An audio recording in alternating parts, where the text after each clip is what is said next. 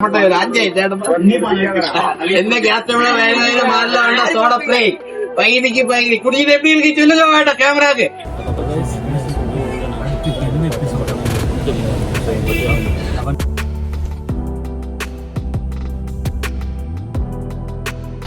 Hello guys, இந்த video எங்கன்னு பார்த்தீங்கன்னா வந்துட்டு நம்ம பாலக்காடில் இருக்கிற மதர்லாண்ட் சோடாங்க தான் போயிருக்கிறோம்.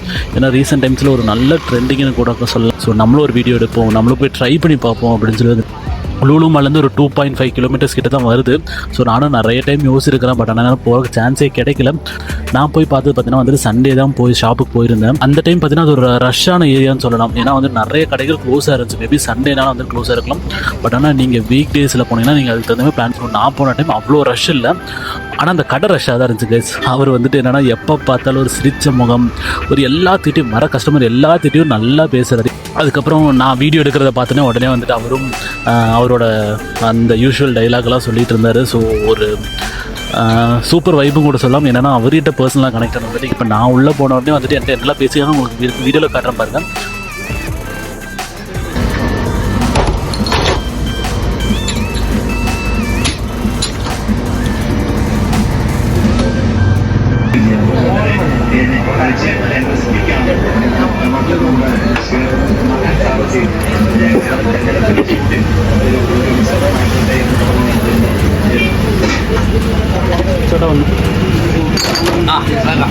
எங்க வீடு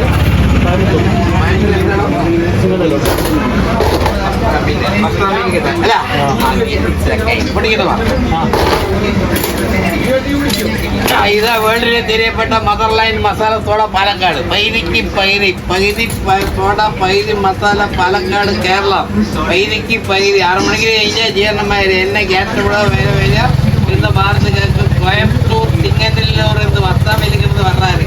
அடி தக்க நாக்கு மட்டை விட்டு அடிக்கிற 2 பிரியாணி வந்து சாப்பிட்டாரு.